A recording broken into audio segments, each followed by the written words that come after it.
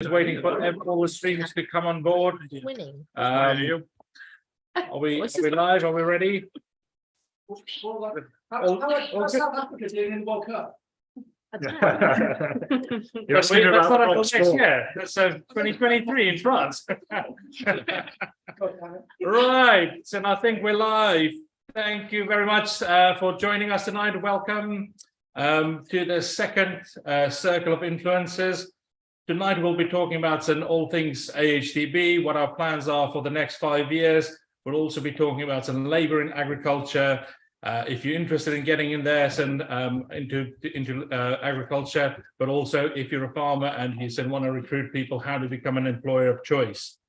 If you're struggling with sound or visuals on any of it, so where can they watch it, Joe? AHDB YouTube. Thank you.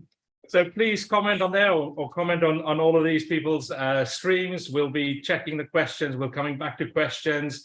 Also, please tell us, whether you're in farming or whether it's in your non-farming. So give us, what sector you're in, why you're interested in agriculture. So these guys will be checking their phones. They'll be and we'll be getting it in. So if they fiddle about on their phones, that's why they're checking for comments, and we'll get back to those. So thank you everybody for giving up your times and joining us here tonight. Thanks, Ollie, for letting us use this place here. So before somebody comment on that, last time you said we should have a pig farmer. We had Flavin Obero, the Kenyan pig farmer, lined up, but he booked himself. So we'll get him here next time. Charlotte, you have got 2 pigs. So, yeah. So any pig? Charlotte, yeah. Joe and Ollie. Actually. Why is that? YouTube named them. Right. Okay. So we'll go around the room.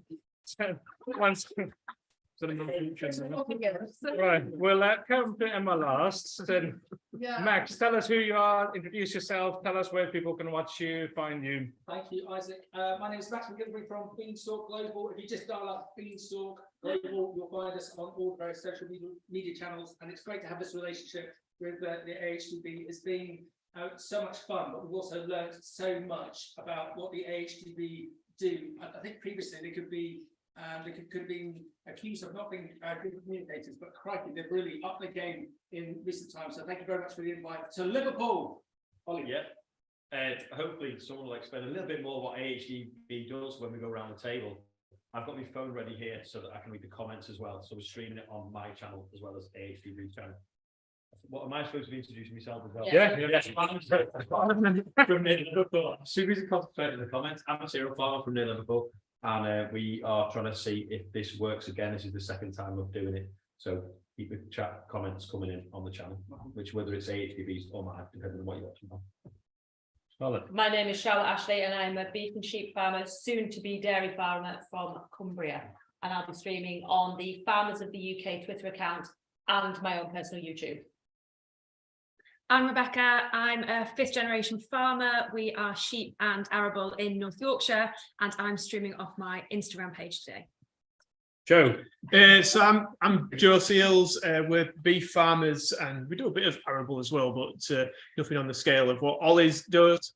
And yeah, I do YouTube and TikTok. So we've decided to stream on that. I've also been on a TV show, but we'll not talk about that. Go right. No. You started it now. Giraffe. Blankety blanket was. It's a bit Gina. Inside joke for people.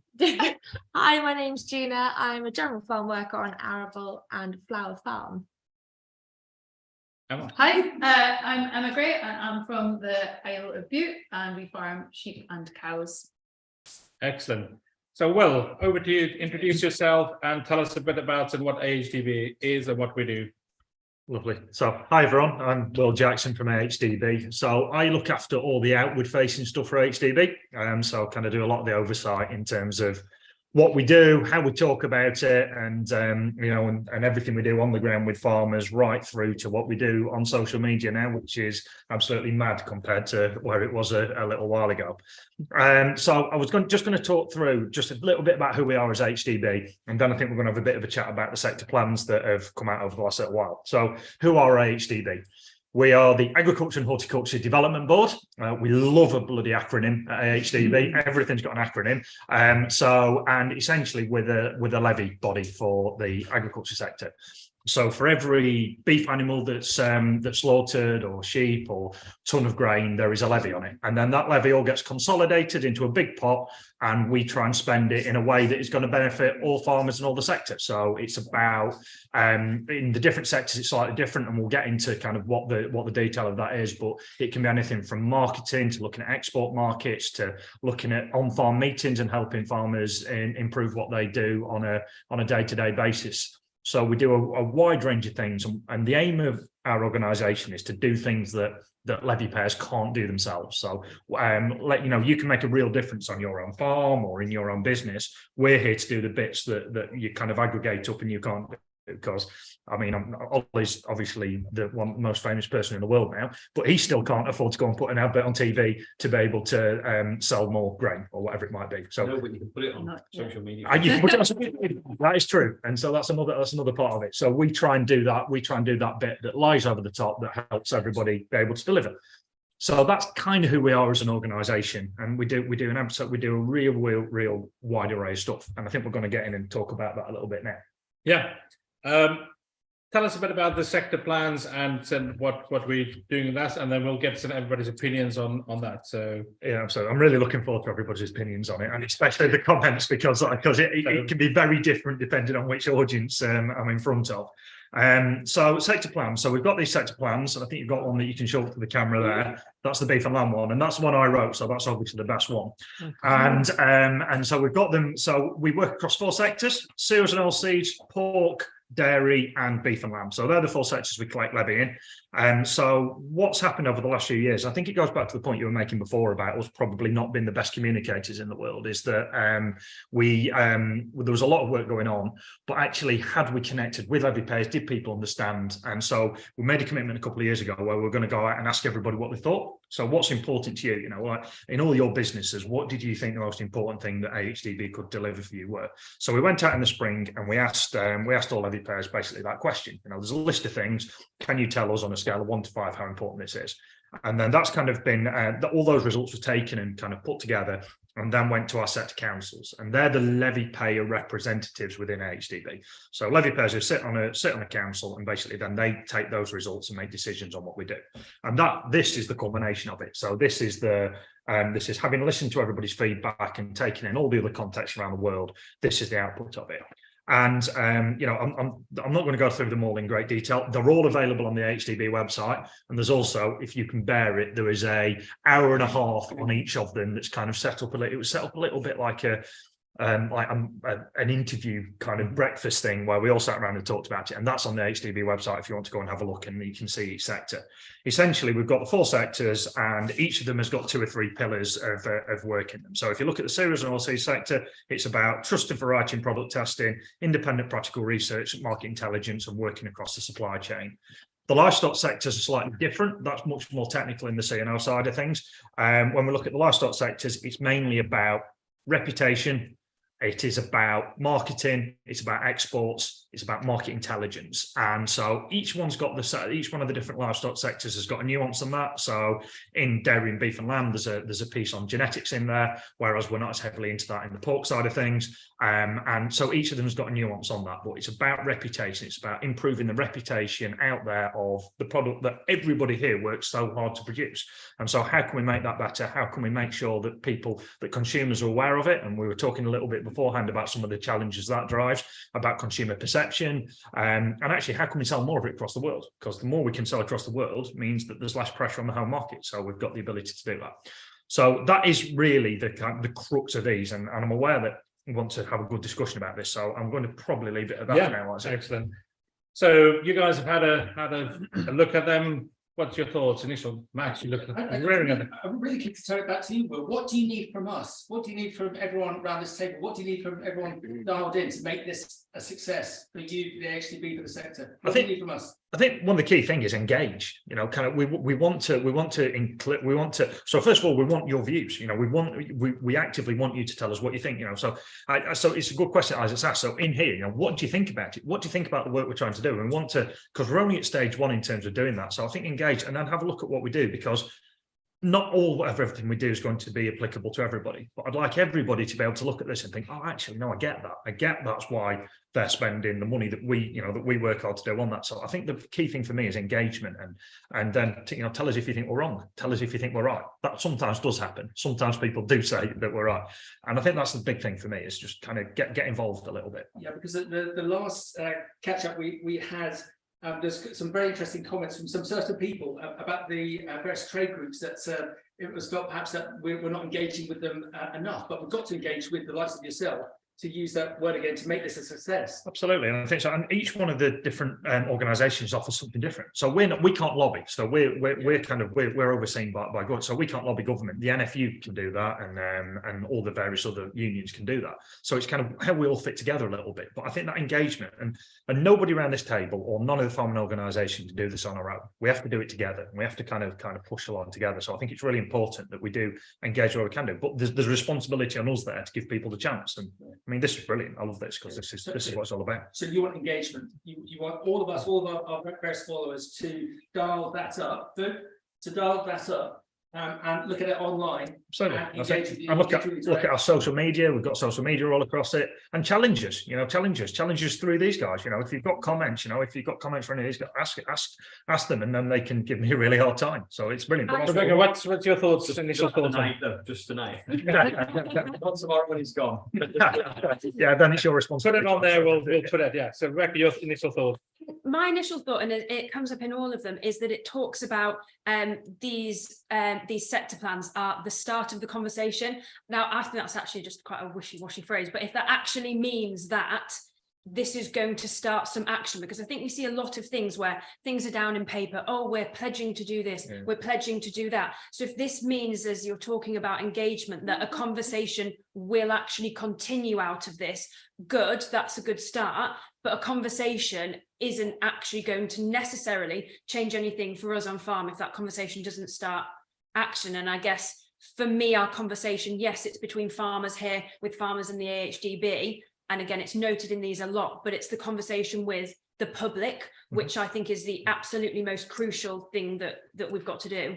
And things like this are hopefully reaching the public as well. I mean, tell us, are you the public? Are you farmers? It'd be really interesting to know where you're coming from. Tell us on the comments, who you are. Yeah. I think it's really interesting. It's a really good point. And it's very difficult when you're writing what is essentially a plan or a strategy document, not to make it sound too business speaky and wishy-washy and everything. And I don't know, you can tell me whether you think we've achieved that or not, but it's really important. So we've got lots of different touch points as well. So we have touch points with consumers. So we do the Eat Balanced adverts that are out there at the moment. So they're consumer facing. So we actually touch point with consumers, we touch points with industry, we touch point with farmers. And you're dead right. You've got to get that conversation balanced, but it has to lead to something. It can't just be talking for the sake of talking. So I agree with you 100%. And if sorry, is the Eat Balanced, is that out there now? That's out there now. Well, it's out there now. So what we tend to do is, because again, so we talk about quite big sums of money. So that across the organisation, we've got 40 odd million pounds a year, which sounds like a huge, and it is a huge amount of money. But actually, when you break it down into what we've got to deliver, the marketing budget that we have isn't massive compared. So if you look at some companies out there, they'll have 60, 70 million quid to spend on advertising and run it through. We have a few million. So so we do the best we can. So we tend to put it in bursts. So Eat Balanced when it's on telly will be from January onwards, because of the post-Christmas dip and then we also have things like the January running down and various other things. So we want to make sure we're at the time of year when it's going to make the most impact. And then we have the kind of the always on stuff in the background, which is social media, which is all those splits and pieces. But there'll be a real big push from January through till March, and then we do a little bit at the end of summer as well, when we're coming off barbecue onto the flat. So what sort of split will you put, like your slant on paying towards social media, maybe advertising, maybe on Facebook? Do you do like Facebook? Yeah, so we do a bit of everything. Or- So it's across. So TV's obviously it's the most expensive one, and it's historically tended to get the best results. We know things are changing now. We know that I mean, everybody's got Sky now. You fast forward through the adverts, and you're kind of being skipped. Well, exactly. YouTube. It's all on YouTube. It's all about YouTube, Ollie. Absolutely. So I think that so telly is a big spend. It still hits a lot of people of certain demographics, but we're trying to also look at where we can have the biggest impact. So it may be that we look at a certain demographic or area that we want to concentrate on. So we'll do some in print, we'll do some on social, we'll do some. So we had a deal where we did with the Mail Online. So that's the most viewed news website in the world, and we had the banner around the edge. In terms And of, what follow through do you get from these things that you're putting out? So say, for instance, you spend so much on a TV advert, what follow through do you get going to your website? Do you see any? Because we do measure it quite a lot. Yeah, so Yeah. so the measurement's really important. So what we actually try and do from the balance side of things is it's about attitudes towards dairy and red meat. It's not about trying to sell more lamb chops or more steaks or whatever it is, because supermarkets will do that. They want to sell it. They want to sell. We can't do that. So what we try and do is change people's attitudes. So the Eat Balance campaign is really based around 3 pillars: nutrition. So it's about the fact that you get B12, which is really important for your diet, and that's more readily available in animal products than anything else. It's about sustainability. So how do we produce it? It's out in the fields out here. It's done in a climate and an area that is really made up for that. And the third thing is about what we do on farm. So is welfare in the right place in those? And so the 3 pillars around that are then looking to change people's attitudes. So last year when we did it, last year was the first full year we did it, and we saw a real good increase, sort of an 8% increase in people in linking the word sustainability to red meat when they've seen it. About intent to buy up about 7 or 8%. So the people who've seen it is having a real effect on. So what we're going to do is grow that, and we're going to make sure that we kind of keep tweaking the messaging to make sure we're making those gains. Well, we need you on TV. Nobody needs that. Nobody. Back to this point that we made last time, 6 out of 10 kids don't know where any form of fresh produce or egg comes from. You look at a bit of a bleak example, Martin Lewis, the money, everyone goes to him. He's got no financial qualifications himself, but he's just picked it up and realizes what works and what works for the common man and lady. We need someone like you to be out there front of base and just telling it as it is, being on the chat, it's been on the Graham Norton, but to actually get that across, could we do that? Isaac, can we do that? And it's, Are you going to get me on telly? I think I do here well. I'm on YouTube. I'm on YouTube already. Like herding cats. So we've had a few comments coming in. Really fun things, and just remind people, what are we discussing here? What's the point of this meeting? So we're talking about AHDB, how we plan, some of the plans going forward. How we spend the money. How we're spending farmers' money. Off my it was YouTube, I think, and is Red Tractor part of the AHDB? No, so Red Tractor is a separate organisation. So AHDB and Red Tractor are separate organisations. We try and link with Red Tractor and other ones, so it's important we have conversations, as I was saying before, about linking together. I think it's important as well to say that AHDB collect the levy off all the farmers, but you don't actually know where all the farmers are because of the way the system is set up. So the whole point of this event is we collectively round the table know all the farmers. So we're not here to give you information as per se tonight. We can direct you to it, but more importantly, we want the information to come back in the comments so that AHDB can make sure that they're spending our money in the right place. Agreed. We need to keep reminding people that, because if someone's just tuned in, they'll be like, well, why are these people sat around this table? What are AHDB doing? I was going to ask a question about the TV side. So obviously you've seen some success in that, but from my perspective, and I don't know with anybody else, we probably need to be targeting younger people, and something like this is a more online platform, but TV, I would say, and I couldn't tell you the stats, but is not really a younger demographic. TikTok is. So exactly. So how do you transfer quite serious, quite heavy messages at times to a more interactive and more online audience, and people who want something really instantly in simple form, often video form, or how do you transfer that? Is TV going to be outdated, basically? It's a really good question, because we've got to make it interesting and accessible as well, haven't we? It's not just about, we can't just sit there and blandly throw facts out. So we've got a social strategy in terms of trying to how we can translate some of those into really quick kind of things that are going to engage people. I think TV at the moment is still an important medium, and it is still an important kind of get a way of getting to people, but we've also got to make sure we're putting plenty into the to other anything, because you're right, and especially if you look at things like, you know, lamb, especially, and other things, the younger generations aren't eating as much as they were, and you know, it's been propped up potentially by older generations and different ethnic groups. Yeah. So actually, how do we get into making sure that the people who are having less of it are doing more? So we will really focus on that. And people don't like to go looking for the information. It needs to be fed, you know, that's It's the our reason job why to give people it them. like TikTok, things like TikTok work, because all you have to do is scroll and it just keeps coming up and coming up. Whereas TV, you can look at something, you can maybe engage with it, but there's not a link to click on with TV, or there's not something to follow directly. And do you know what? We're all lazy. We're all, you know, a bit uninterested in things like that.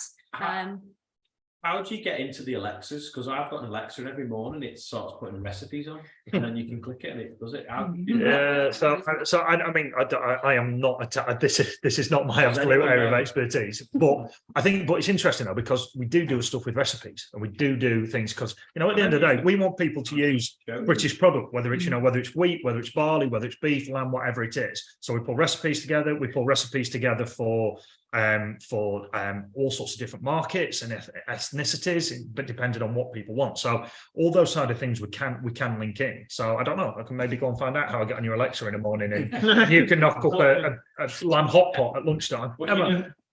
Sorry. All right, go on, Ollie. Just on the recipe. Do you have an Instagram account where you put a picture of something that looks amazing? Yeah, so we do. So we do. So actually, what we have is we have some consumer facing. So we've got there's a difference in terms of what we do. So when we're talking to farmers, it's very, very different to when we're talking to consumers. So we've got consumer facing channels. And we'll put them in the link on here, because I can't remember what they are now, and I'm sure that Pegs will be able to put them up. Simply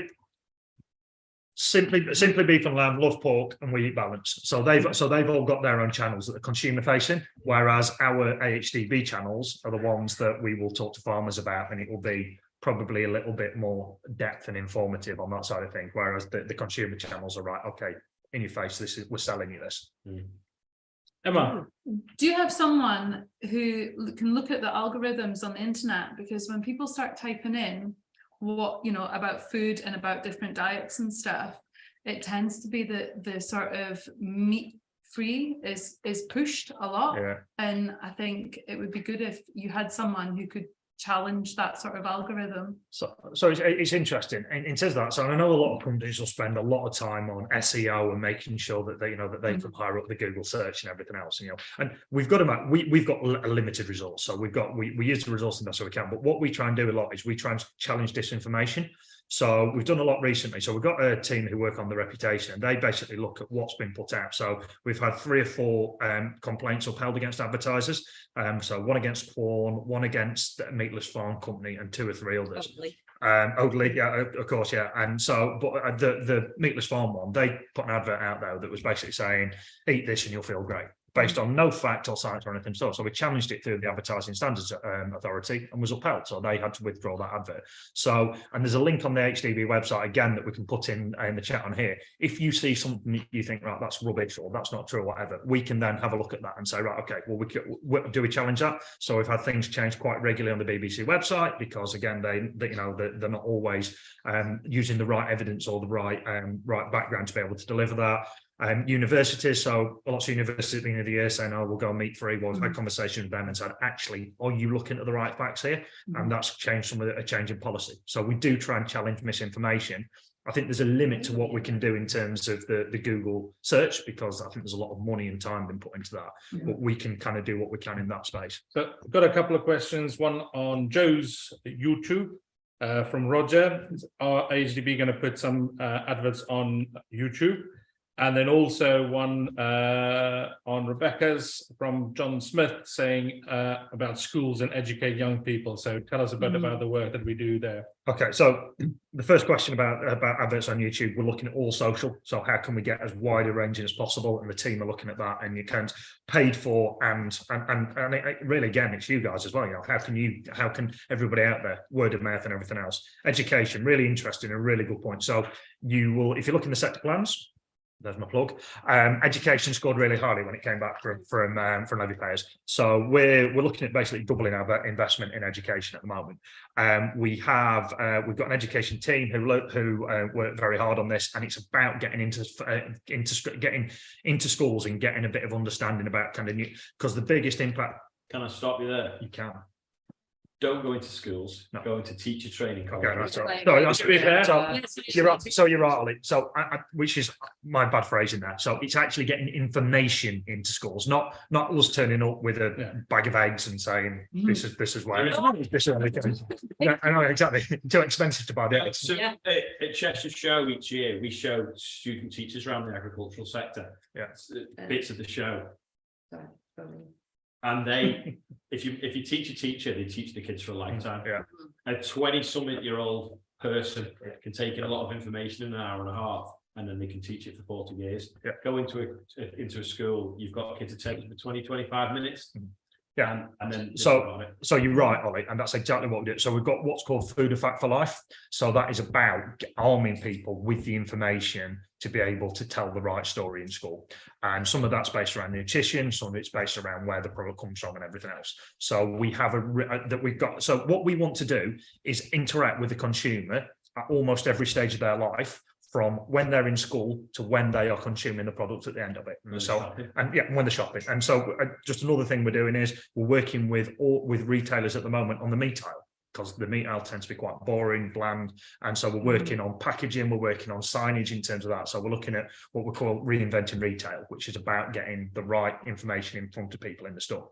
Are the retailers open to that? Yeah, absolutely. They want all that. I mean, they want to sell all the meat they can. I mean, so I used to work for retail. I used to work for Co-op, the supermarket, and I know from my experience there that if you're getting animal-based products into your basket, it lifts the basket spend. They want to, so they actively want to think about how they can sell more. So yeah, really good engagement with the retailers. I think the school thing's a really interesting one, because in our young farmers group, obviously, a lot of the children are farmers, obviously all ages. And the amount of times that some of the junior members will have said to me that they've been alienated at school, not just by children, which happens, but by their teachers who have alienated them. I'm sure a lot of us have been to school smelling of whatever shed we've been in, or absolutely shattered because you've been helping your parents in the lambing shed or whatever it was. Or, I guess even on the school run or things like that, your parents might have turned up, covered in muck. And actually the teachers, and this is not all teachers at all, but some teachers are alienating the children. And I think so, as you've mentioned, it's a massive issue outside of the children. When Facebook was invented, I can remember when Facebook was invented, and you suddenly get to see all the people you went to school with. And then I found that a load of them were teachers, but none of them had been in the real world. So they left the education system into the education system at college and university, and then went straight back into teaching. And the only outside world they've got was what someone else had told them. And I think there's it's the universities that people are, we've seen them trying to ban meat on menus, haven't we? Yeah. And it's because they all get together and they think they're saving the world, and they think they've come up with an idea, but really they just don't know the facts.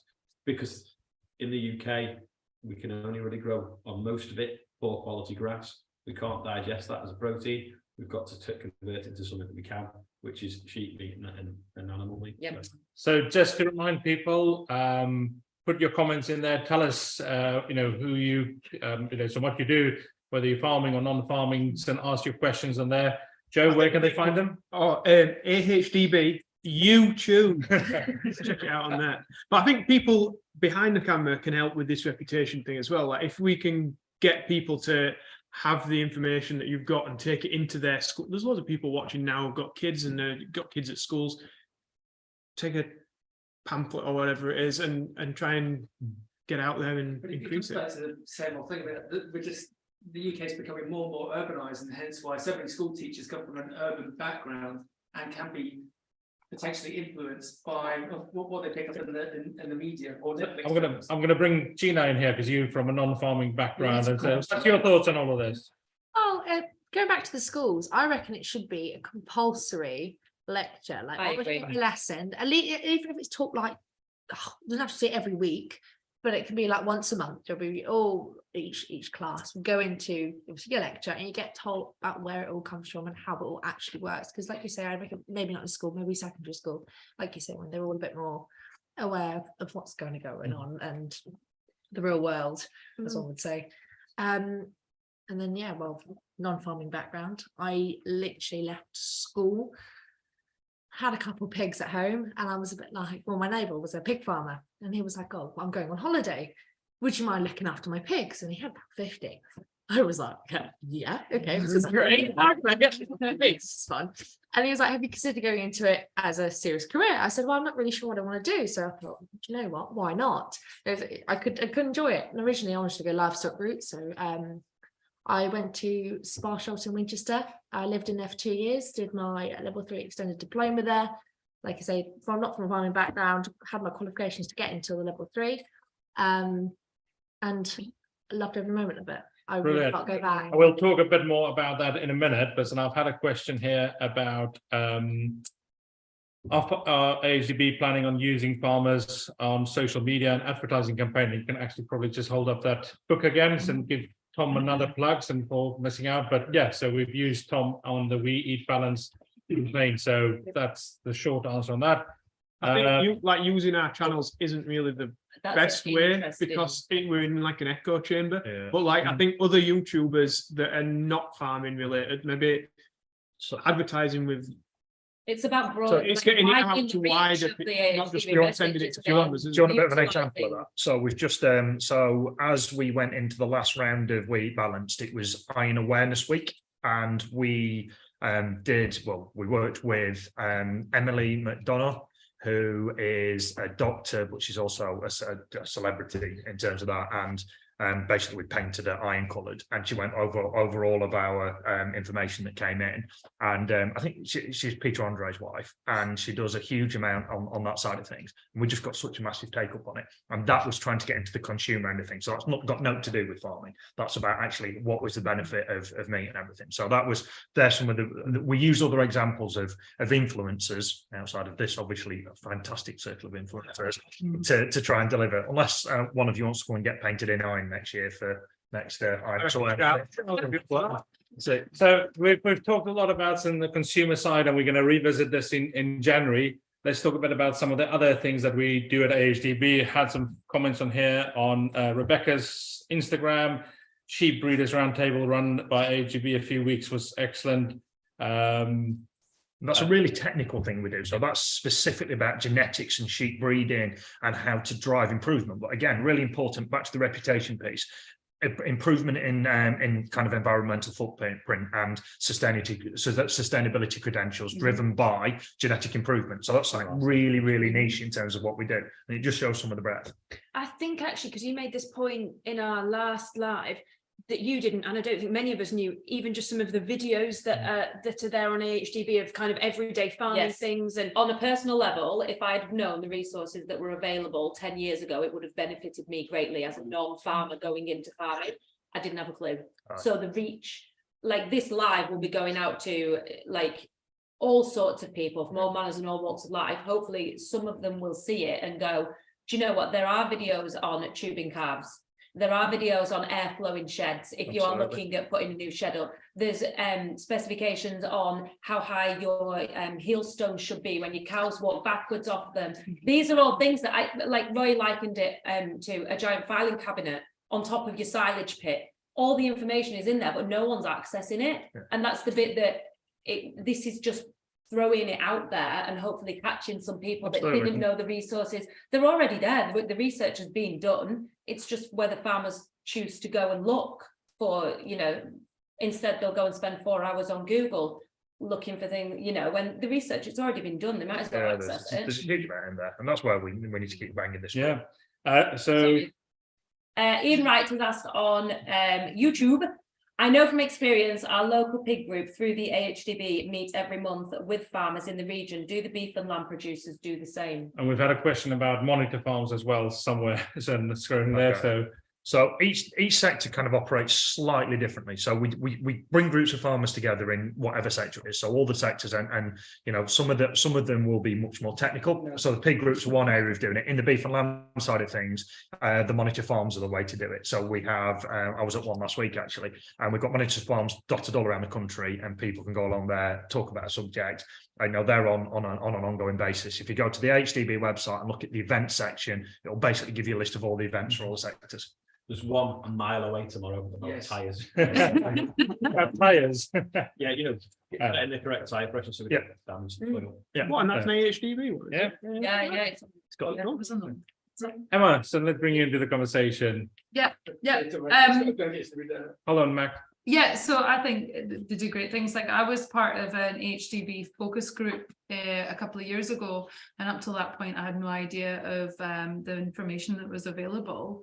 But you know, since then, and since I've known it's out there, I've taken advantage of it. I think your leaflets and everything are, you know, really helpful. How do we get, if we're all sitting here as either coming into farming or, you know, actively kind of farming now, and we all don't know about it, how actually do you get the message out there about the resources that are around? Because clearly it hasn't been done as such yet, has it? Well, stumped everyone. That's a good Social question. media.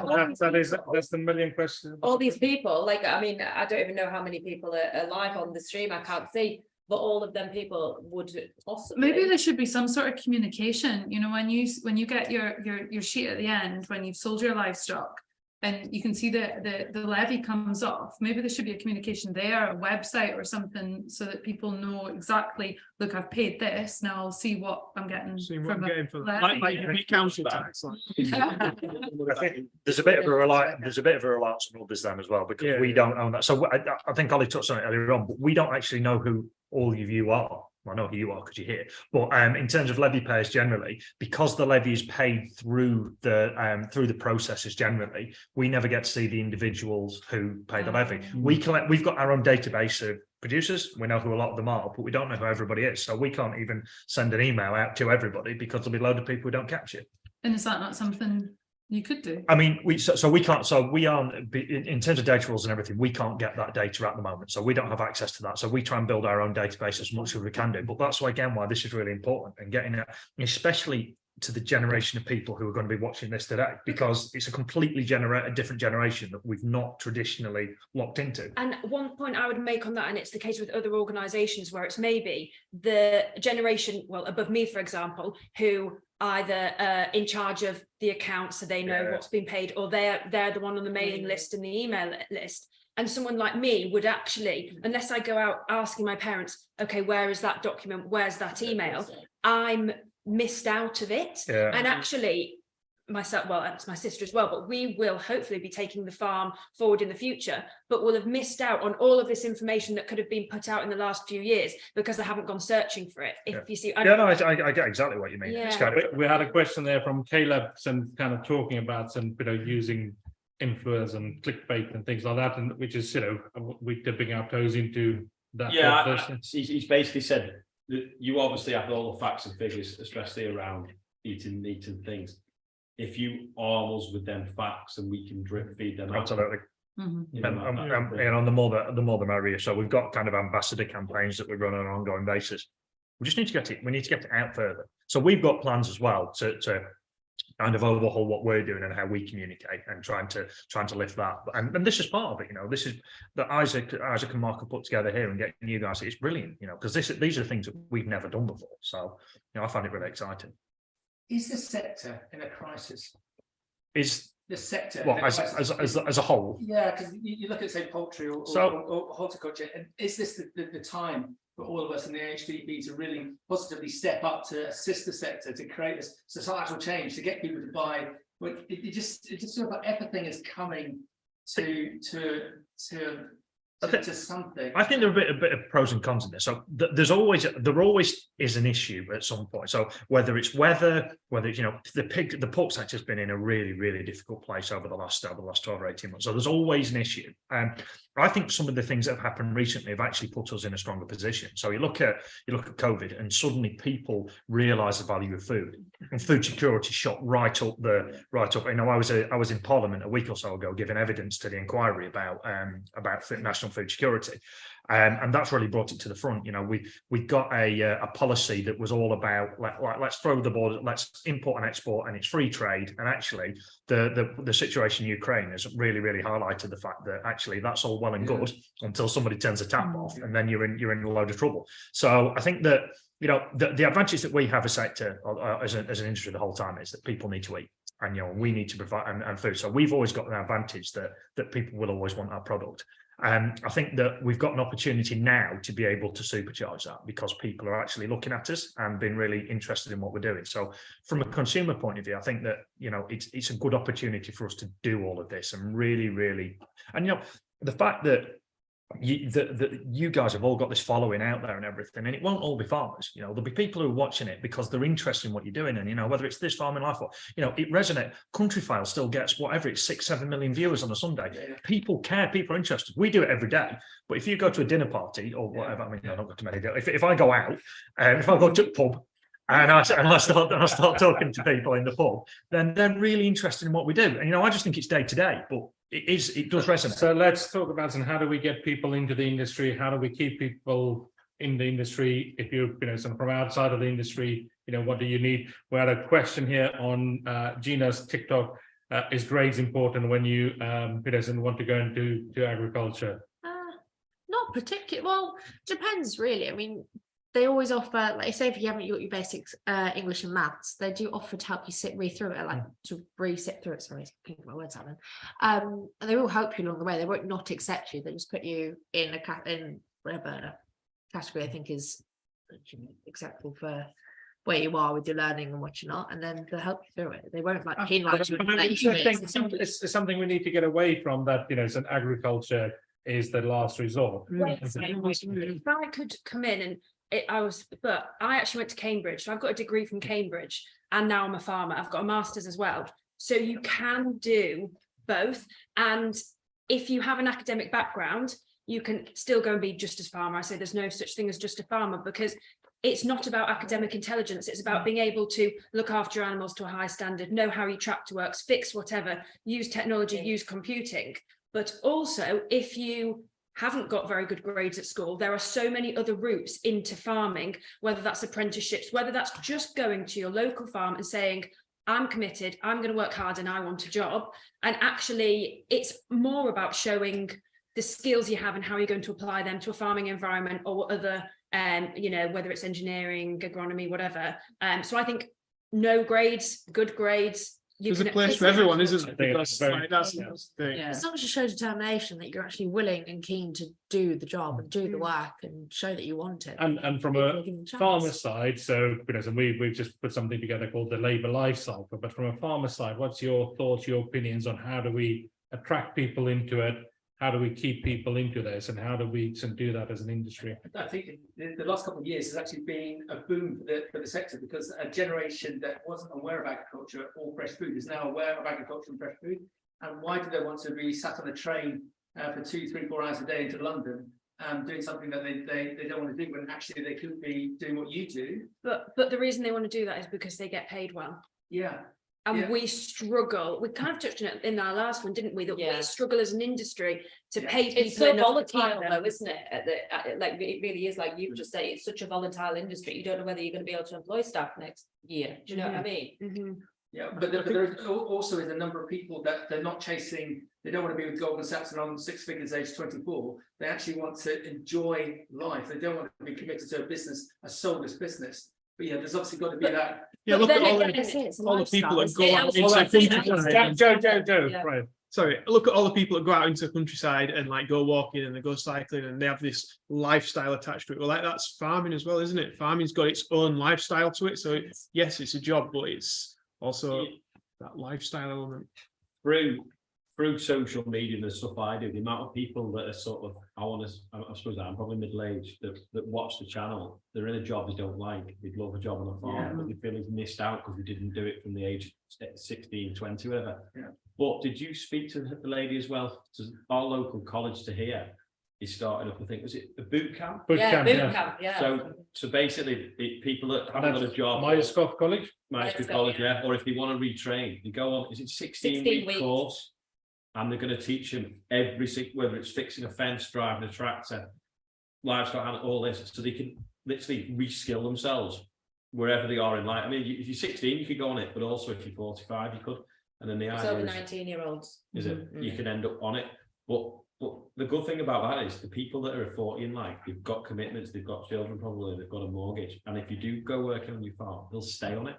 The problem at the moment we seem to have with younger people is they just drift about a little bit, really. Yeah. And with that things then with Dee, the lady at Myerscough, from a farmer side, they're looking for farmers to match these people up. I know they've been advertising at the job centres, people out of that. So it's a really good thing. So yeah. And if all of the colleges do it, then it's ideal, isn't it? Yeah. Do you think though, on the obviously young people dropping out of agriculture, do you think, and hopefully we're all quite kind of as real life as possible about the demands of farming, but do you think there's a perception pushed on social media of farming being idealistic in the countryside, and when they get into it and realise that it can be really grueling, the hours are long and there's bad days, do you think it's a shock to them, or do you think? I think the biggest problem we're facing is people get into the agricultural industry to be farmers, and I don't think they can see a clear route of progression.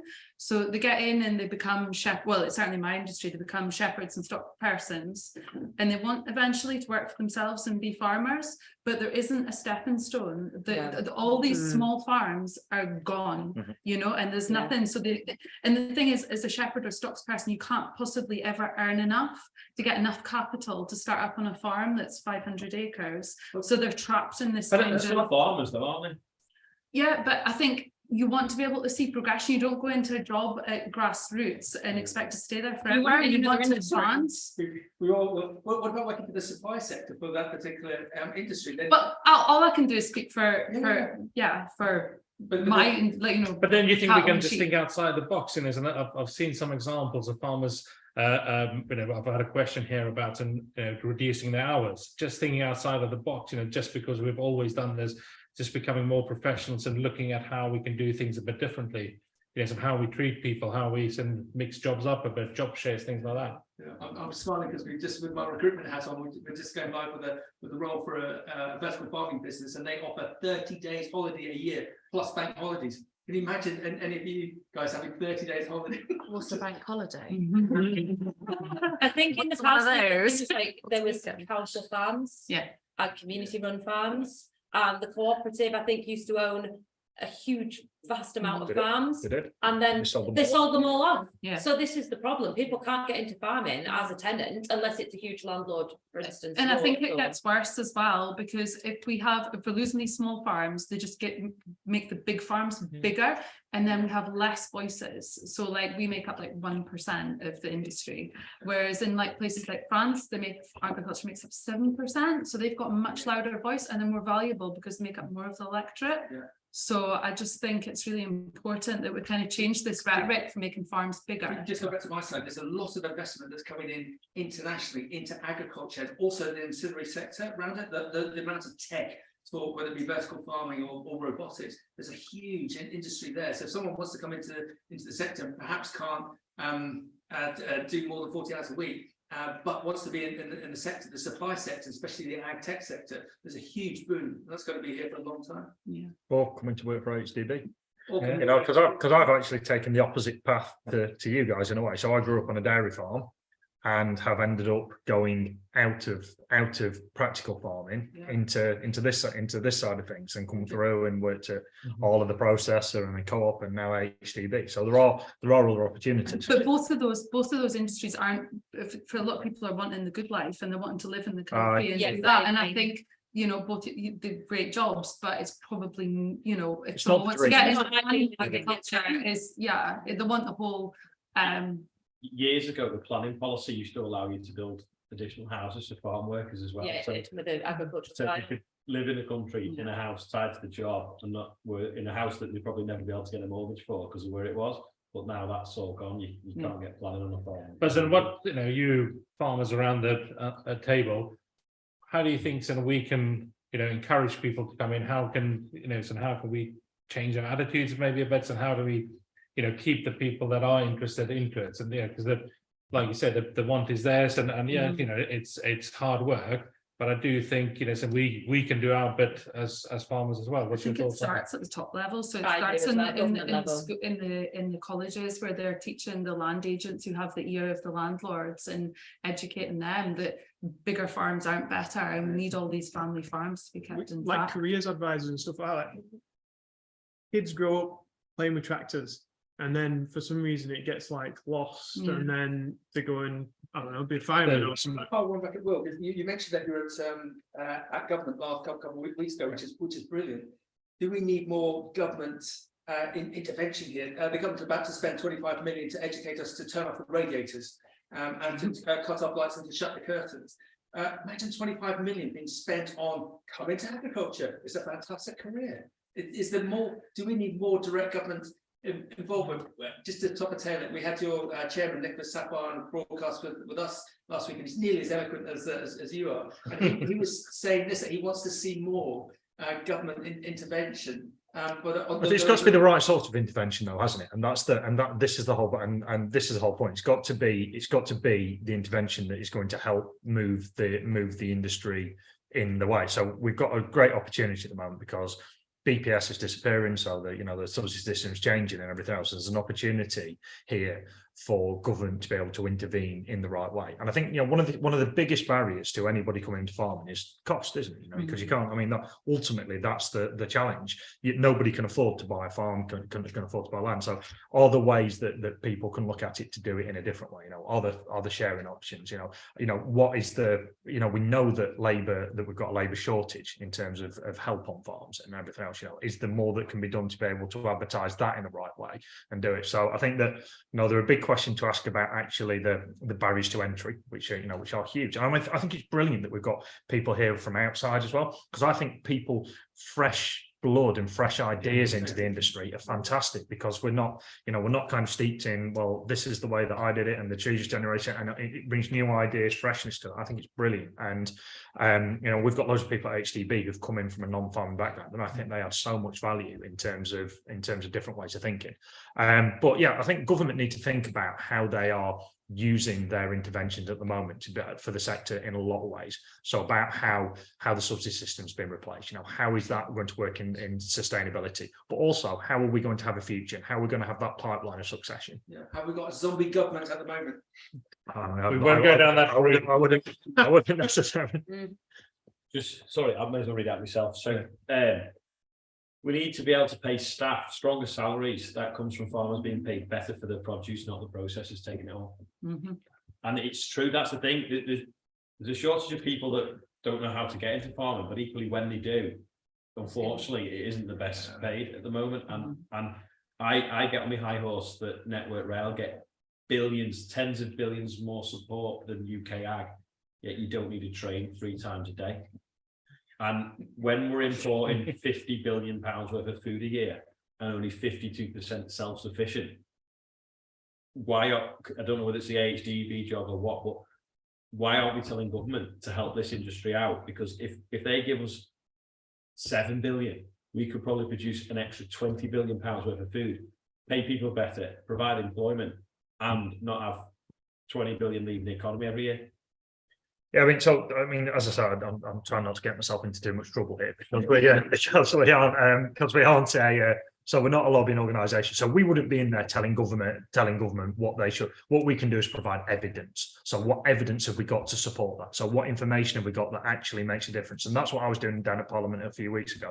I was saying, right, this is actually the facts. There's all this here. So this is actually what the facts are.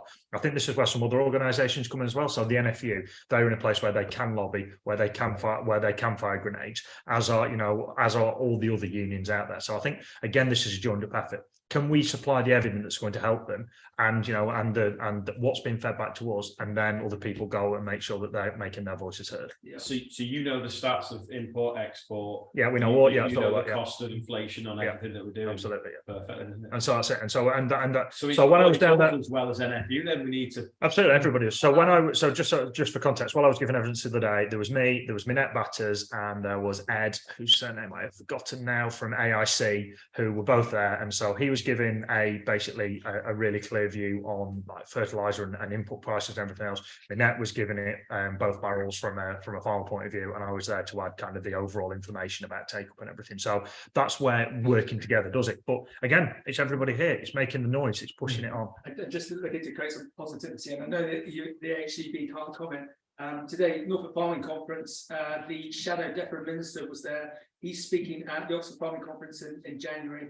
It's apparently very difficult to get anyone from DEFRA to go speak to anything. If there is a change in government in 2 years' time, the Labour Party has been heavily lobbied on a positive basis by the sector, so we might see some positive changes if there is a change in government a couple of years down the line. Positivity is really important, because we are in a brilliant industry that is fantastic, that is feeding people, that is it's a joy to work in. It's absolutely brilliant. I'm sure everybody around here loves what they do, and there aren't many industries where you can say that, where people, and we're doing so much good to everything, and so there are so many reasons to be positive. And always come back to the fact people are going to need to eat. There are more mouths to feed. So whether that's in this country or abroad, there is a really positive future for us. And there is a lot of positivity, though. I get that public support for British farmers and looking for, well, I say the British flag, that's not always the best thing to do, depending, but looking for those things. So if all these things are in place, and supposedly we've got public support, supposedly we're doing good things,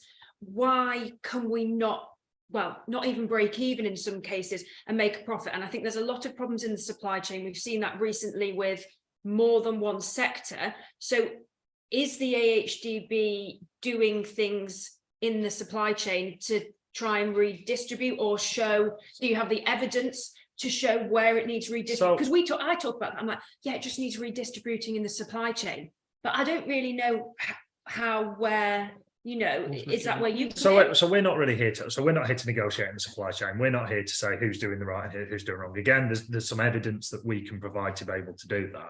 I mean, ultimately there has to be enough in it for everybody, because if there isn't, processors haven't got a product without farmers to be able to produce it, and vice versa. If there's no processors, you've not got anywhere to sell your product, and there's nowhere for it to get to the end consumer. So it has to be enough for everybody to do that. We can't get into the kind of the how it is, and so we get a levy from the processors as well. So it's not just farmers. We get so beef, for example, £4 and 5p for the farmers, and £1.20 for the processors.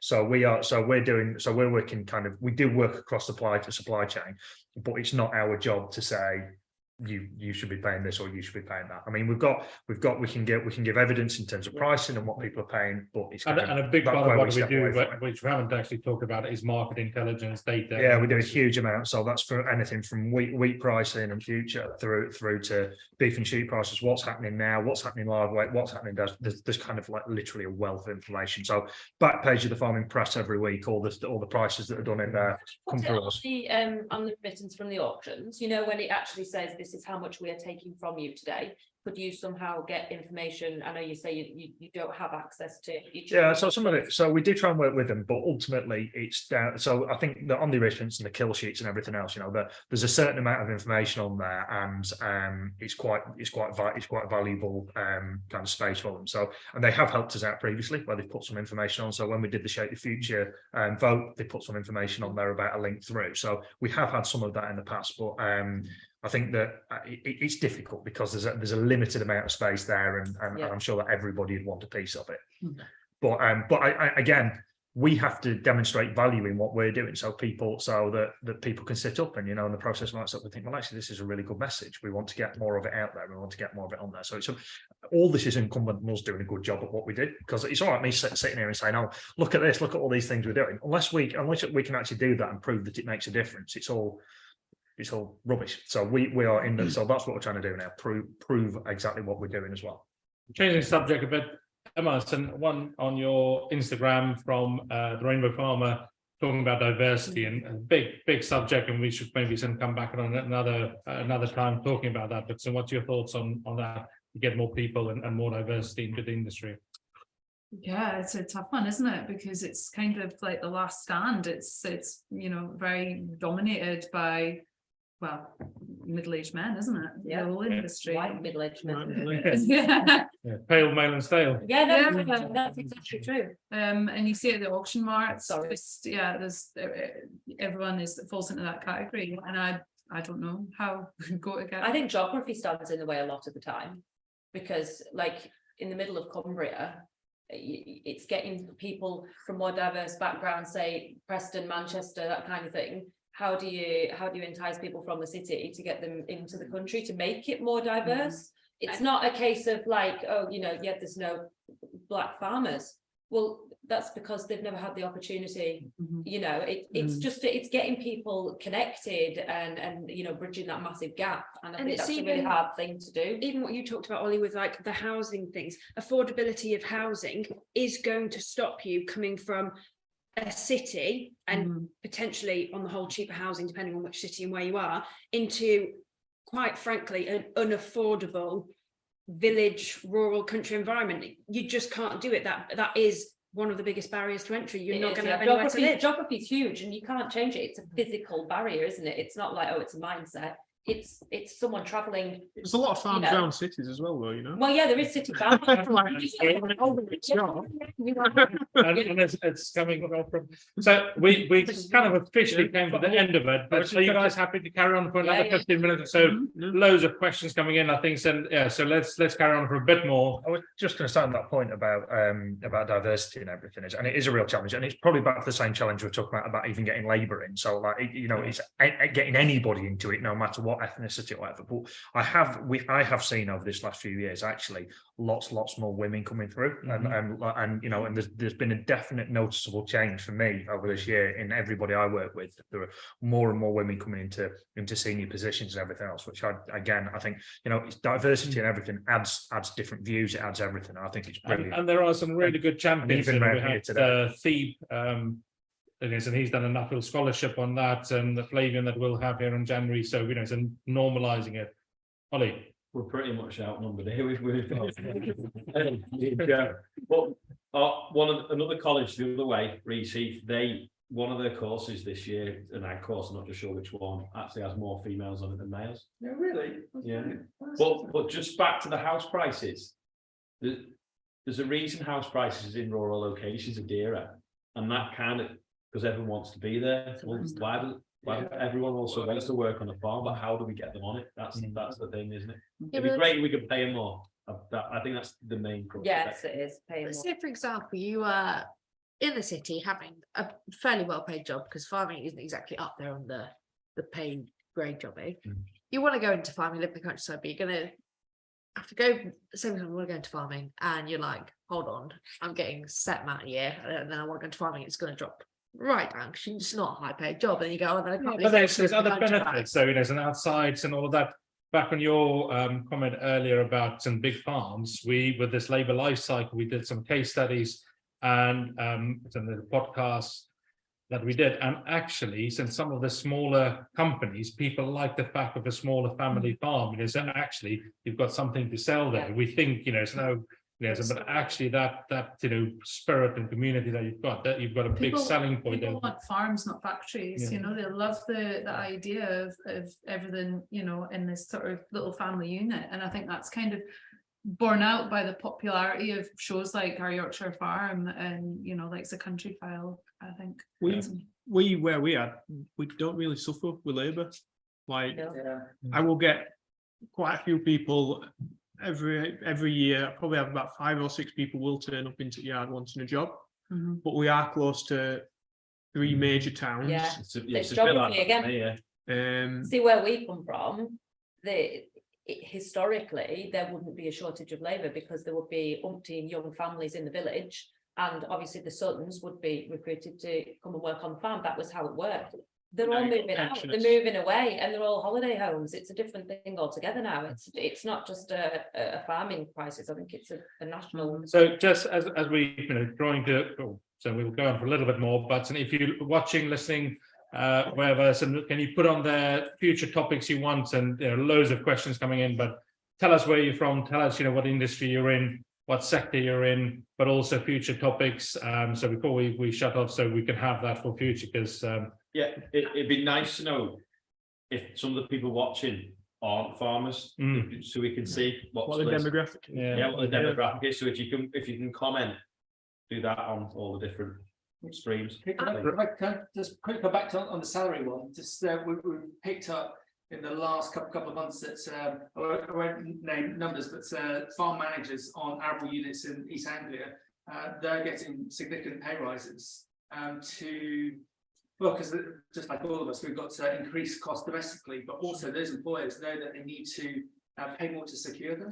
So that's actually causing a positive wage bubble. And I know it's such a complex thing because it's going to be unaffordable for some farms, but other farms that can afford to pay their teams of staff more, we are seeing that coming through quite significant sizes. I think it'd be very interesting to know, though, who owns the farm, how big the farm is, and have they got income from another Exactly. source. I think food, feed and fertilizer are so high at the minute that you couldn't possibly afford to employ anybody.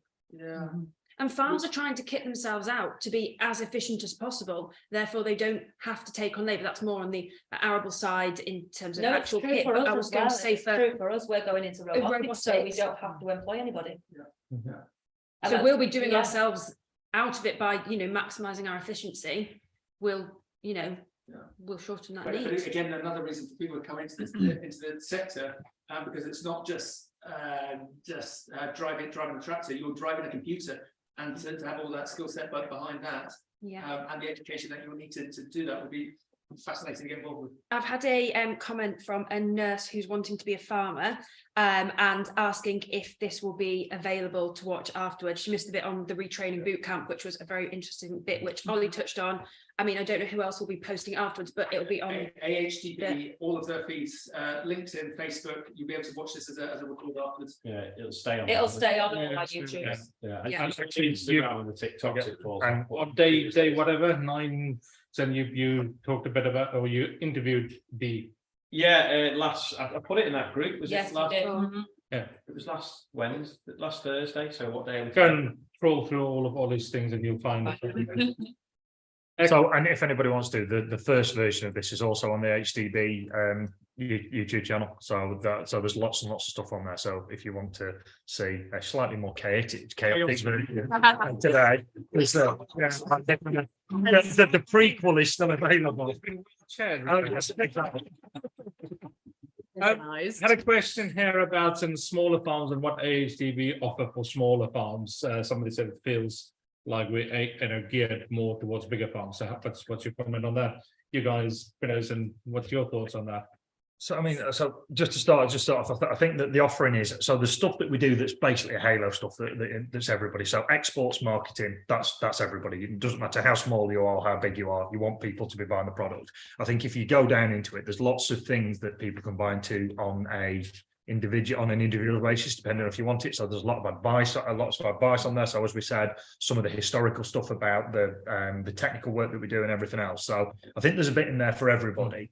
But I think that the big ticket items are those things that kind of offer that go across everybody. Recommended list is a really important one from an arable point of view. Really important. You're laughing, Olly. I'm laughing because you do it every single year, and I know it's quite expensive, and I don't know whether it should be every other year.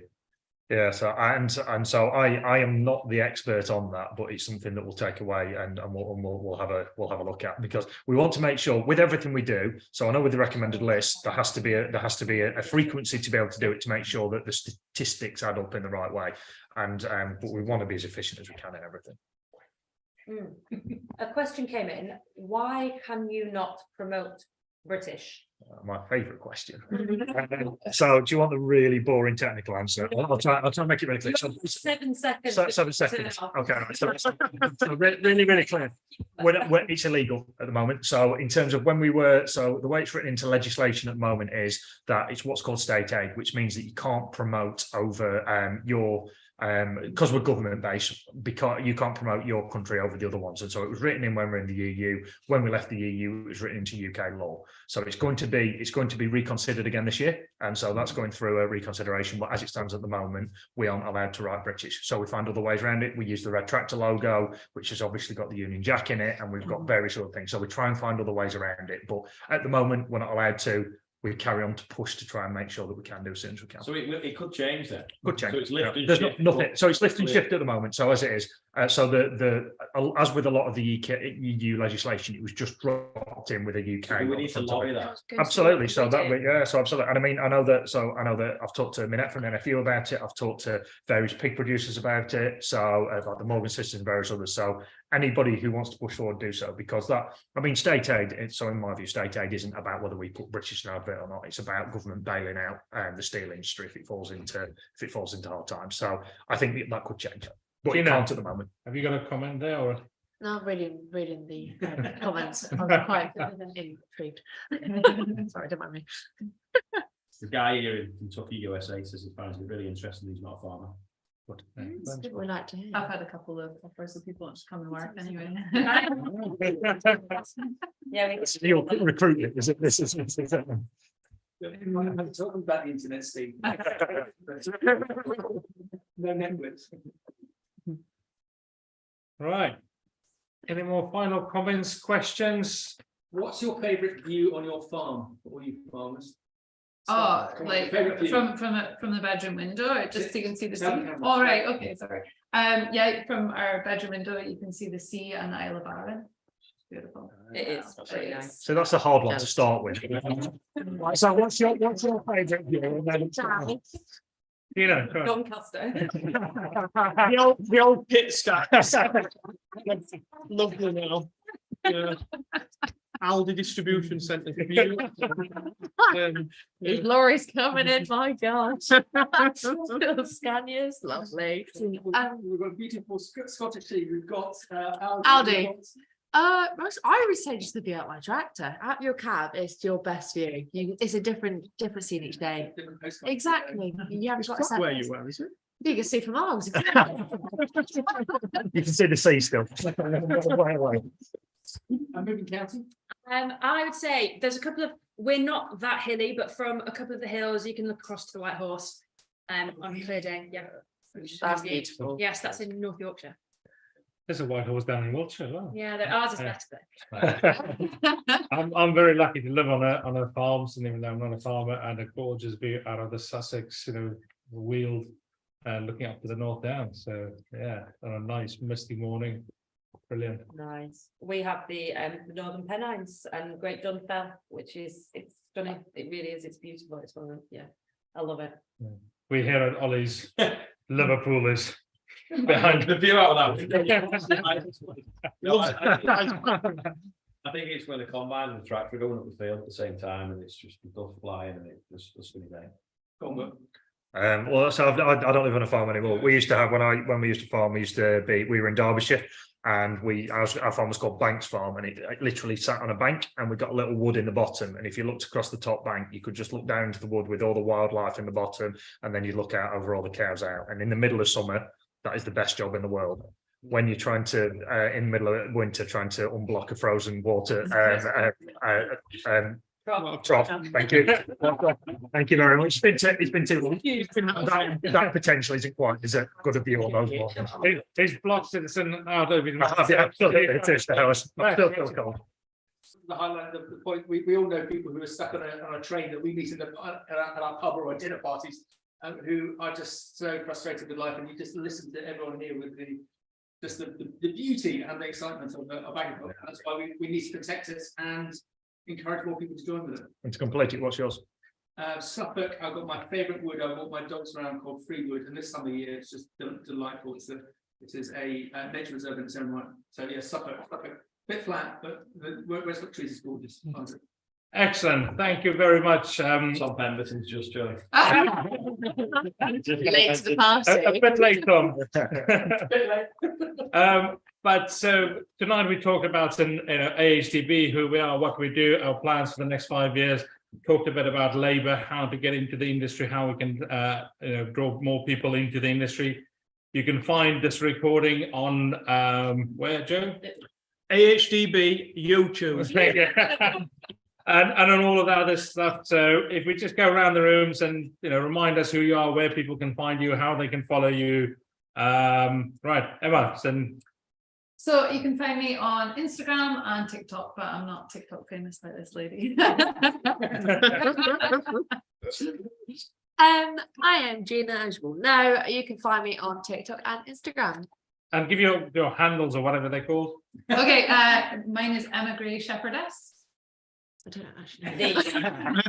You didn't know this last time, did you? I think it's just Georgina Sammut on both. No, Gina Sammut on Instagram and Georgina Sammut on TikTok. There we go. Mine's simple, so it's just Joe Seels on YouTube again, and on TikTok as well, where I started. So yeah, Joe Seels on TikTok. Are you on YouTube and TikTok yet? Well, I'm not on yet. I'm not on yet. I need to start now. I'm on Twitter and Instagram, Will J Agri, and I'll answer any other questions you've got. Rebecca Wilson 722 on Instagram. I got asked that in Young Farmers. Why is it that number? And I'm like, it's not. There's probably seven. Ben 722. No. JD 6930 or something. Olly Savio, you were up there. And That's the answer next time. Yeah. And then Becca Farms on YouTube. I've just started that, so could do with some subscribers. So I'm AgriIzak and on Twitter and Izak AgriLeader on Instagram. I'm nearly on 200 followers, I think.